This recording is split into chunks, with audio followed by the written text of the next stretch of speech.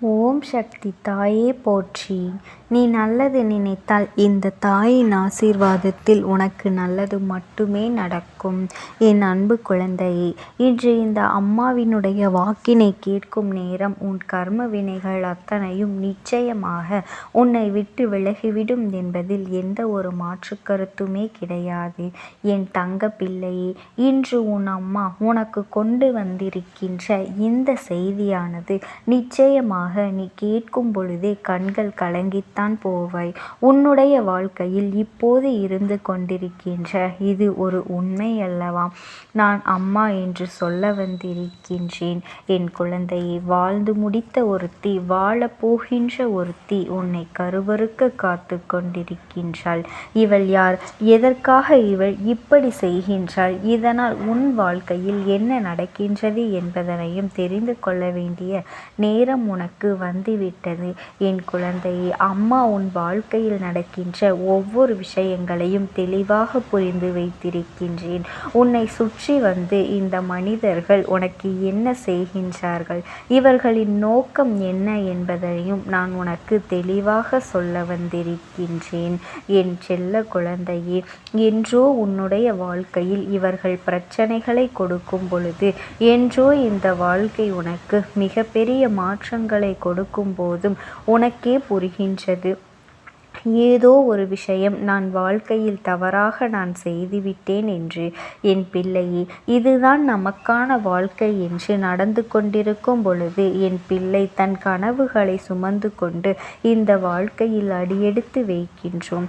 ஆனால் நாம் அடியெடுத்து வைத்த அந்த நேரம் இது போன்று ஒருவர் உன் வாழ்க்கையை அழிக்க வேண்டும் என்று நினைக்கின்றார் என்றால் அதை ஒரு பொழுதும் நம்மால் ஏற்றுக்கொள்ள முடியாது அல்லவா? என் தங்க பிள்ளையே, இதையெல்லாம் ஒரு நொடி பொழுதில் நம்மால் கனவில் கூட நினைத்து பார்க்க முடியாத ஒரு விஷயமாக மாறிவிடுகின்றது.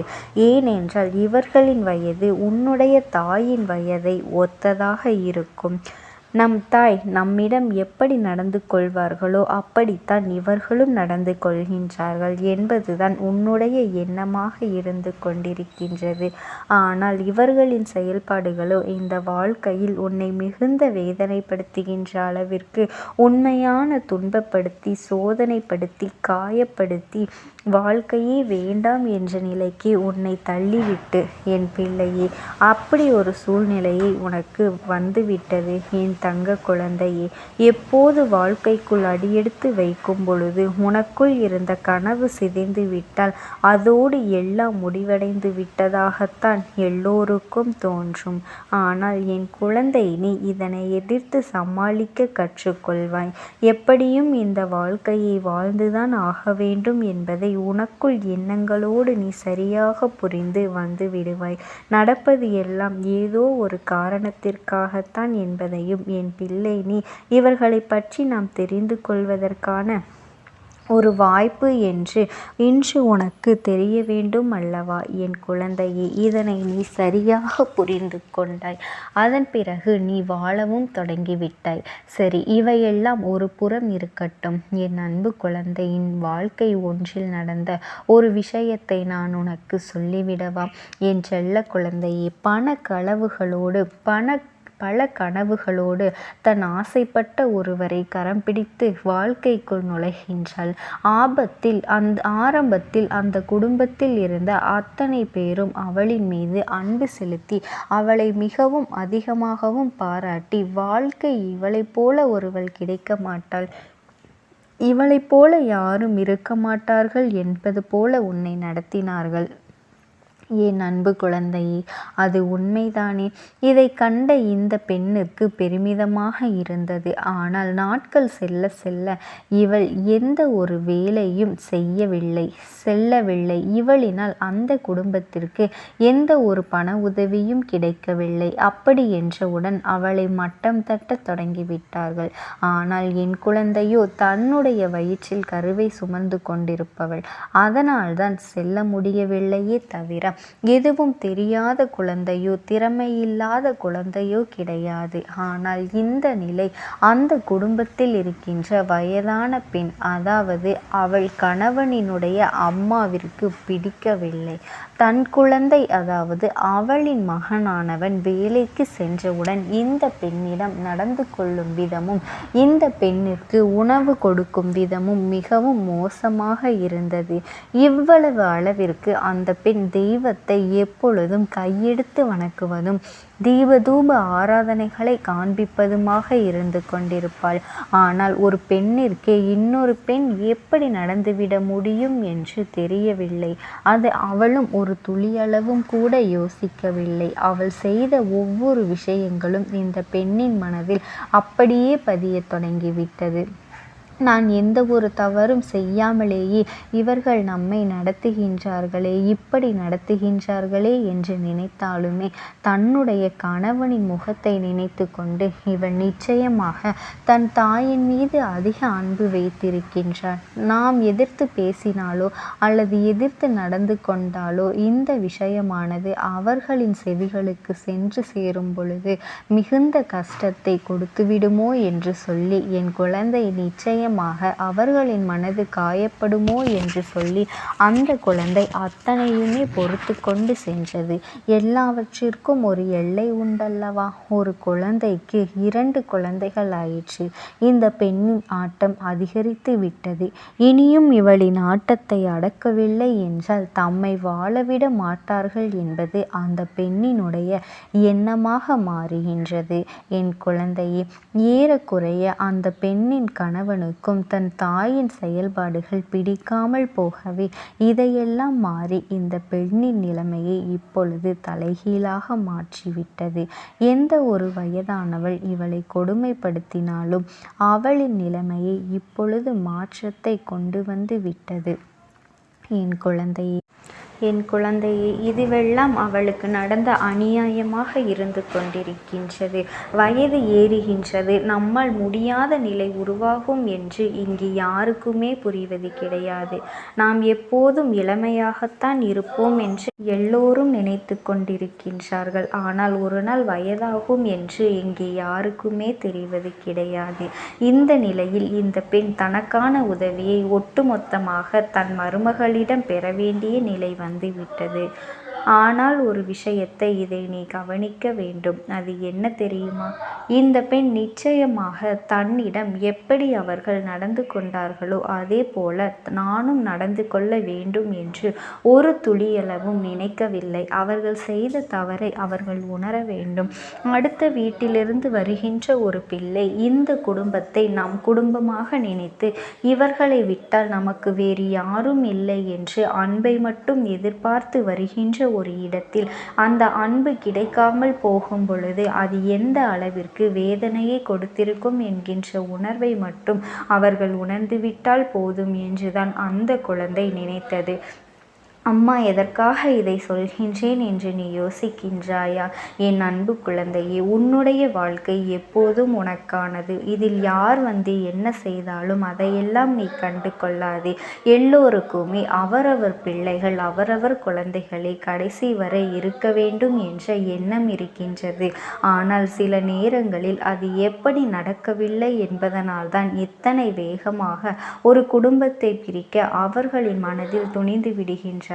ஆனால் என் குழந்தை, நீ அப்படி இல்லை. எல்லோருக்குமான இடத்தை கொடுத்து யார் யார் எப்படி இருக்க வேண்டும் என்று நினைக்கின்றார்களோ அவர்களுக்கான முழு சுதந்திரத்தையும் நீ கொடுத்திருக்கின்றாய் என்பது எனக்கு நன்றாக தெரியும். அதனால் எப்பேற்பட்ட கஷ்டத்திலும் எப்பேற்பட்ட சோதனையிலும் நான் தரப்போவதை எல்லாம் நீ சரியாக உணர்ந்து கொண்டால் உன்னை சுற்றி வருகின்ற அத்தனையுமே உன்னை நல்வழிப்படுத்தும். இந்த மனிதனுடைய உண்மையான முகத்தை என் பிள்ளை வெளிக்காட்டி கொடுத்துவிடும். யாருக்கும் இவர்களை பற்றி தெரிய வைக்க வேண்டும் என்று நினைக்கின்றாயோ அவர்களிடத்தில் நீ தெளிவாக தெரிந்து கொள்வார்கள். இவர்களின் எண்ணங்கள் எல்லாம் எந்த அளவிற்கு தவறானது என்பதனையும் இவர்கள் நிச்சயமாக வெளிப்படுத்துவார்கள். என் குழந்தையே, உன் அம்மா உனக்கு ஒரு விஷயத்தை நான் இத்தனை நேரமாக சொல்லி கொண்டிருக்கின்றேன் என்றால் மாமியார் மருமகளை சண்டையை பற்றி நான் பேச வரவில்லை. என் குழந்தை ஒருவரின் உணர்வுகளுக்கு இன்னொருவர் மதிப்பு கொடுக்கவில்லை என்றால் அந்த குடும்பம் நிலைமாறி தடுமாறி நின்றுதான் போகிவிடும் என்று சொல்கின்றேன். இந்த பிரச்சனைகளை மட்டுமல்ல, இதே அளவிற்கான பிரச்சனைகள் இருக்கத்தான் செய்கின்றது என்பதனையும் நீ மறந்துவிடாதே. ஒருவரின் குடும்பத்திலும் ஒவ்வொரு விதமான இன்னல்களும் இருந்து கொண்டுதான் இருக்கின்றது. என் தங்க குழந்தையே, நீ எதை நினைத்தும் கவலைப்படாதே. இந்த தாயானவளினுடைய அன்பும் ஆசீர்வாதங்களும் உனக்கு கிடைத்து கொண்டேதான் இருக்கும். ஓம் சக்தி. ஓம் ஆதிபரா சக்தி. இருக்கின்றவர்களிடம் பேசியாக வேண்டும். என் மனதில் தோன்றுகின்ற சில விஷயங்களை அவர்களிடத்தில் சொல்லிவிட்டால் நான் மனநிறைவோடு இங்கிருந்து சென்று விடுவேன். சில விஷயங்களை நான் அவர்களோடு பகிர்ந்து கொள்ளாமல் விட்டுவிட்டேன்.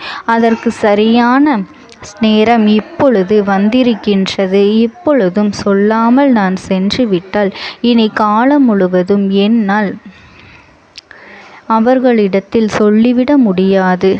இதற்கு நீங்கள்தான் துணையாக நிற்க வேண்டும் அம்மா என்று என்னிடத்தில் வாய்ப்பினை ஏற்படுத்தி கொடுக்க வேண்டும் என்று கேட்டது.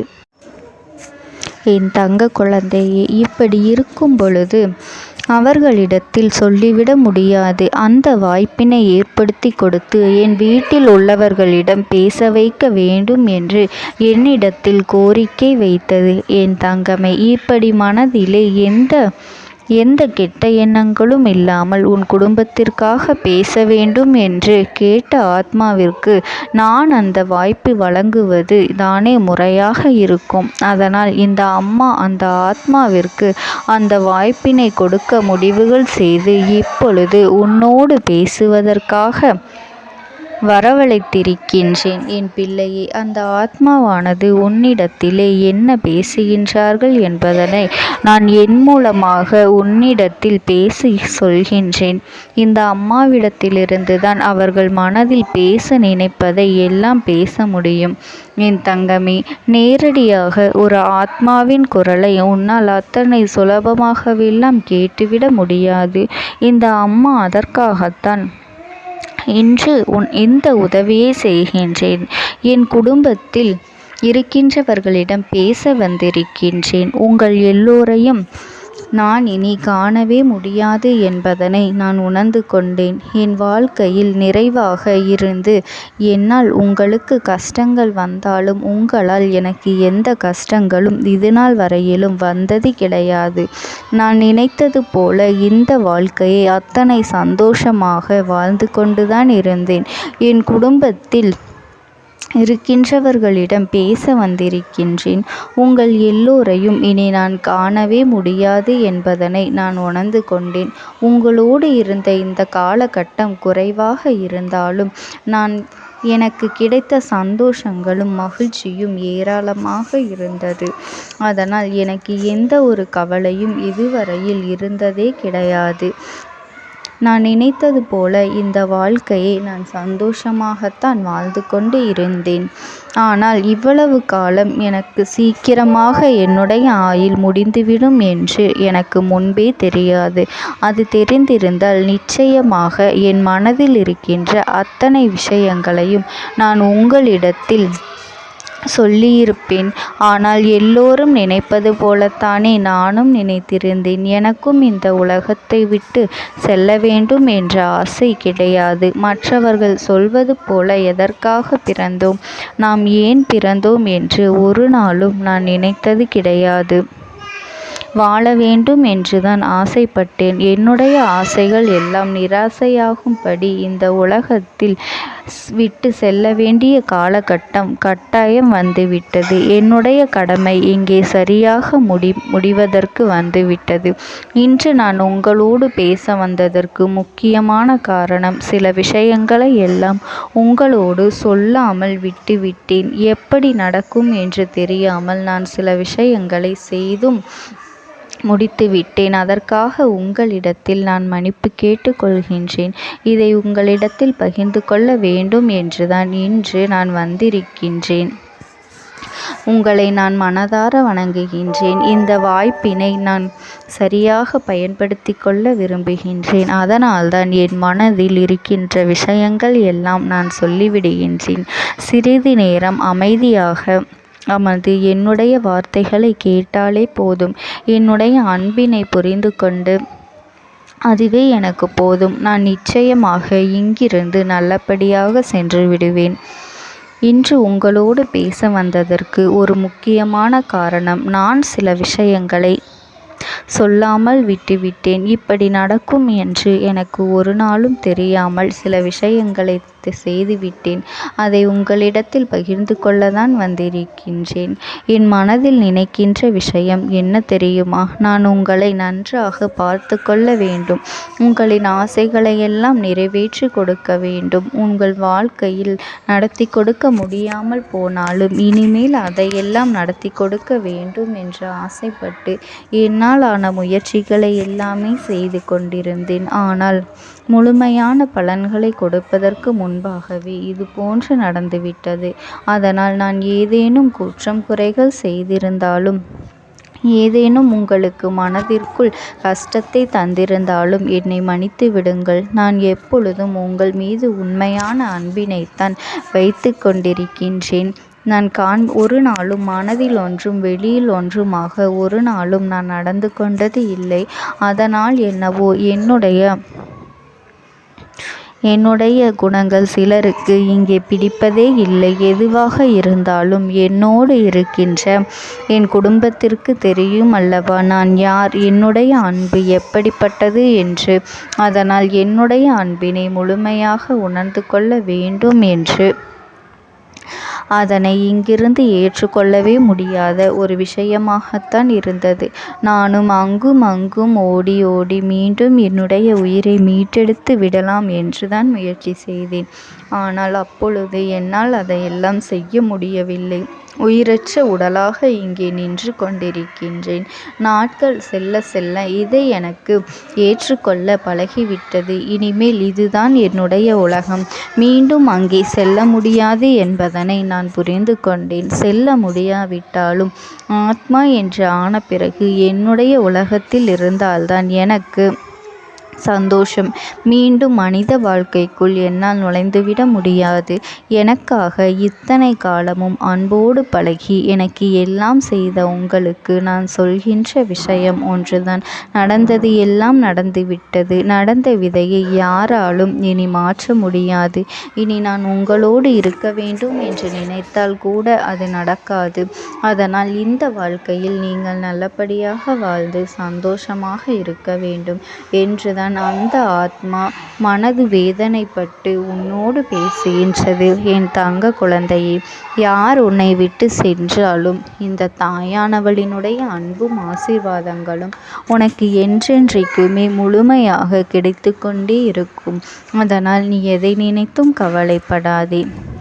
உனக்காக எப்பொழுதும் நான் இருந்து கொண்டே இருப்பேன். ஓம் சக்தி. ஓம் ஆதிபரா சக்தி.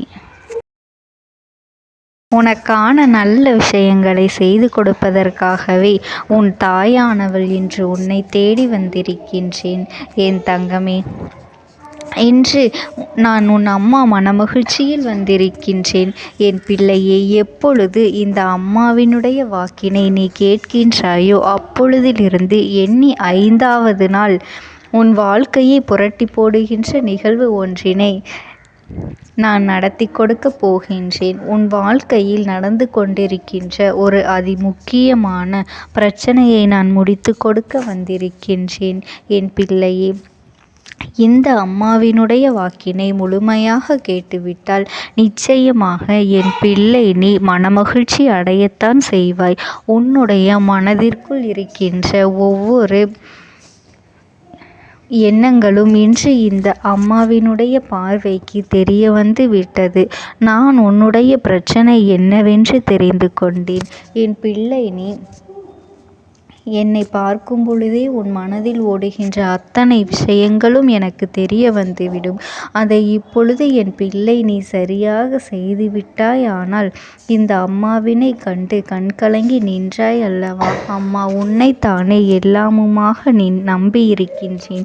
அப்படி இருக்கும் பொழுது இன்று எனக்கு இந்த கஷ்டத்திலிருந்து நீ விடுதலை கொடுக்க மாட்டாயா என்று என் பிள்ளை நீ என்னை பார்த்து கேட்கின்ற விஷயத்திற்குத்தான் நான் முடிவினை கட்டப் போகின்றேன். இன்னமும் சுருக்கமாக உனக்கு சொல்ல வேண்டும் என்றால், உன்னுடைய பிடிவாதம் இந்த அம்மாவினிடத்தில் ஜெயித்து விட்டது என்பதுதான் உண்மை. என் குழந்தைக்கு எந்த ஒரு விஷயம் வேண்டும் என்று அடம்பிடித்து இத்தனை காலமும் நீ நின்று கொண்டிருந்தாயோ, அந்த ஒரு விஷயத்திலிருந்து உன் அம்மா நான் உனக்கு விடுதலையை கொடுக்க